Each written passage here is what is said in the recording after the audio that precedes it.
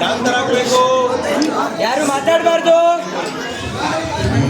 ದಾರಿ ಬಿಡ್ರಿ, ದಾರಿ ಬಿಡ್ರಿ, ದಾರಿ ದಾರಿ ಬಿಡಿ, ದಾರಿ ಬಿಡಿ, ಸ್ವಲ್ಪ ದಾರಿ ಬಿಡಿ, ದಾರಿ ಬಿಡ್ರಿ.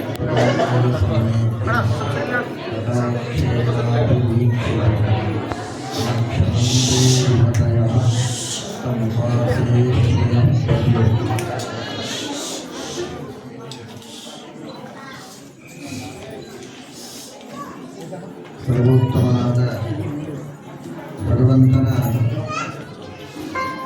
ಕಾರುಣ್ಯವನ್ನು ನಿತ್ಯದಲ್ಲಿ ಚಿಂತನೆ ಮಾಡಬೇಕು. ದೇವರ ದಯೆ ಎಷ್ಟು ಅಂತ ನಿರಂತರವಾಗಿ ಅನುಭವಿಸ್ತಾ ಇದ್ದರೂ ನಮಗೆ ಇನ್ನೂ ಅರ್ಥ ಮಾಡಿಕೊಳ್ಳುವುದಕ್ಕೆ ಸಾಧ್ಯವಾಗೋದೂ ಇಲ್ಲ. ಅಂದ ಮಾತ್ರಕ್ಕೆ ಆ ಪರಮಾತ್ಮನ ಗುಣಗಳನ್ನು, ಅವನ ಕಾರುಣ್ಯವನ್ನು ಸ್ಮರಿಸದೆ ಇರಲಿಕ್ಕಾಗೋದಿಲ್ಲ. ಸ್ಮರಿಸದೇ ಇದ್ದರೆ ಅದು ದೊಡ್ಡ ಕೃತಜ್ಞತೆಯಾಗುತ್ತೆ. ಆದಿತ್ಯ ಪುರಾಣದಲ್ಲಿ ಬರುವ ವೆಂಕಟೇಶ ಮಹಾತ್ಮ್ಯದಲ್ಲಿ ಆ ಪರಮಾತ್ಮನ ಸ್ತುತಿಯನ್ನು ಮಾಡುವಾಗ ಹೇಳುತ್ತಾರೆ, ಒಂದು ಬಾರಿ ಹೇಳಿದರೆ ತೃಪ್ತಿಯಾಗದೆ ಮತ್ತೆ ಮತ್ತೆ ಹೇಳ್ತಾರೆ, ದಯಾನಿಧೆ ದಯಾನಿಧೆ ದಯಾನಿಧೆ ದಯಾನಿಧೆ, ನಮೋ ನಮೋ ನಮೋ ನಮೋ ನಮೋ ನಮೋ ನಮೋ ನಮಃ ಎಂಬುದಾಗಿ. ಅಂತಹ ದಯೆ ಪರಮಾತ್ಮನಲ್ಲಿದೆ ಅಂತ.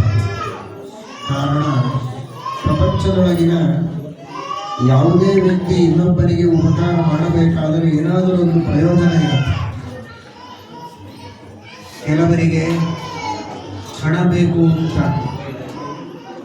ಹಣ ತೆಗೆದುಕೊಂಡು ಒಬ್ಬರಿಗೆ ಸೇವೆ ಮಾಡ್ತಾರೆ. ಮನೆಯಲ್ಲಿ ಕೆಲಸ ಮಾಡ್ತಾರೆ, ಆಫೀಸಲ್ಲಿ ಕೆಲಸ ಮಾಡ್ತಾರೆ, ಇನ್ನೊಬ್ಬರಿಗೆ ಲಾಭ ಆಗೋದಕ್ಕೆ ಬೇಕಾದಷ್ಟು ದುಡಿತಾರೆ. ಆದರೆ ಇವರಿಗೆ ಅದರಿಂದ ಲಾಭ ಇದೆ, ಹಣ ಇದೆ, ಇನ್ನೊಬ್ಬರಿಗೂ ಲಾಭ ಇದೆ. ಲಾಭ ಮಾಡಿಕೊಟ್ರೆ ಇವರಿಗೂ ಲಾಭ ಇದೆ.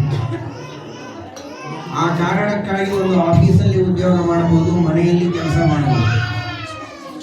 ಇನ್ನು ಕೆಲವರಿಗೆ ಹಣದ ಅಪೇಕ್ಷೆ ಇರೋದಿಲ್ಲ, ಆದರೆ ಹೆಸರಿನ ಅಪೇಕ್ಷೆ ಇರುತ್ತೆ. ಕೀರ್ತಿ, ನಾನು ಇಷ್ಟು ಜನರಿಗೆ ಉಪಕಾರ ಮಾಡ್ತೀನಿ ಅಂದರೆ ನನ್ನ ಹೆಸರು ಚೆನ್ನಾಗಿ ಬರುತ್ತೆ ಎಲ್ಲ ಕಡೆಗೆ ಅಂತ ಹೆಸರಿಗಾಗಿ ಮಾಡುವವರು ಕೆಲವರಿರ್ತಾರೆ.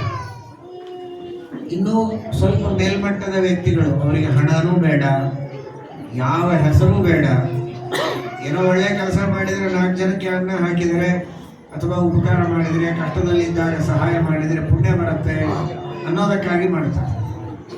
ಅವರಿಗೆ ಈ ಲೌಕಿಕವಾದ ಹಣ ಕೀರ್ತಿಯ ಅಪೇಕ್ಷೆ ಇಲ್ಲದಿದ್ದರೂ ಕೂಡ ಪುಣ್ಯ ಬೇಕು, ಆ ಪುಣ್ಯದಿಂದ ನನಗೆ ಮುಂದೆ ಒಳ್ಳೆಯದಾಗಬೇಕು ಅನ್ನೋ ಒಂದು ಅಪೇಕ್ಷೆಯಾದರೂ ಇದೆ.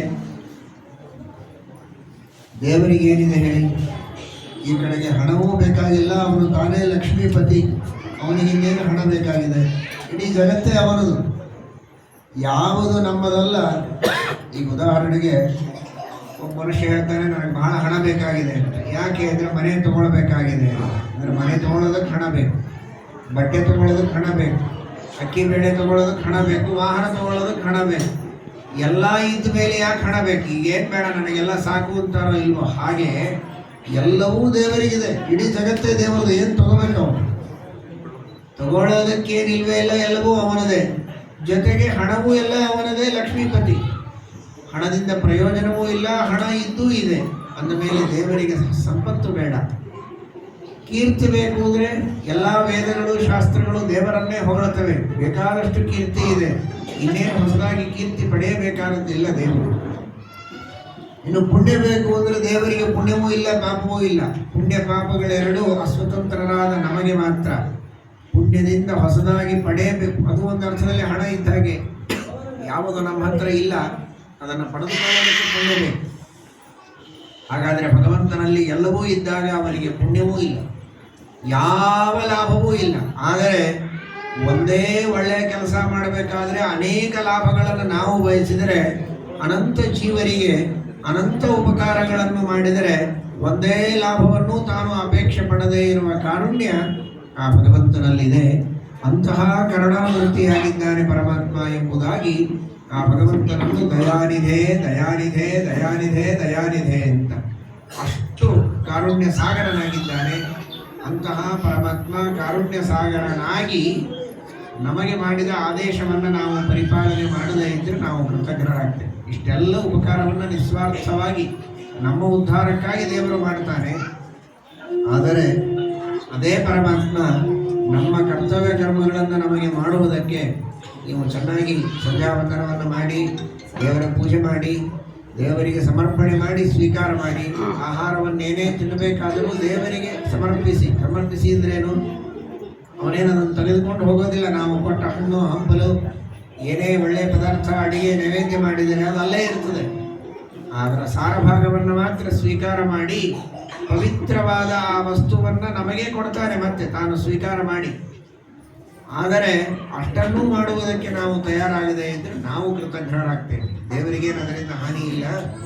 ಆ ರೀತಿ ಕರುಣಾಸಾಗರನಾಗಿ ಅನಂತ ಉಪಕಾರ ಮಾಡುವ ದೇವರ ಉಪಕಾರಗಳನ್ನು ಸ್ಮರಿಸ್ತಾ ಭಕ್ತಿ ಶ್ರದ್ಧೆಗಳಿಂದ ನಾವು ನಮ್ಮ ಕರ್ತವ್ಯ ಕರ್ಮಗಳನ್ನು ಮಾಡಬೇಕು, ದೇವರಿಗೆ ಕೃತಜ್ಞರಾಗಿರಬೇಕು ಅನ್ನುವುದನ್ನೇ ಶಾಸ್ತ್ರ ನಮಗೆ ಸಂದೇಶ ಕೊಡುತ್ತದೆ. ನೀವೆಲ್ಲ ಭಗವತ್ ಭಕ್ತರು ಎಲ್ಲ ನಿಮ್ಮನ್ನು ನೋಡಿದರೆ ನಿತ್ಯದಲ್ಲಿ ಸಂಧ್ಯಾವಂದನ ದೇವರ ಪೂಜೆ ಎಲ್ಲ ಮಾಡೋರೇ ಇದ್ದೀರಿ. ಮಾಡದೇ ಇದ್ದವರಿದ್ದರೆ ಅವಶ್ಯವಾಗಿ ತಪ್ಪದೇ ಅದನ್ನು ಮಾಡಿ.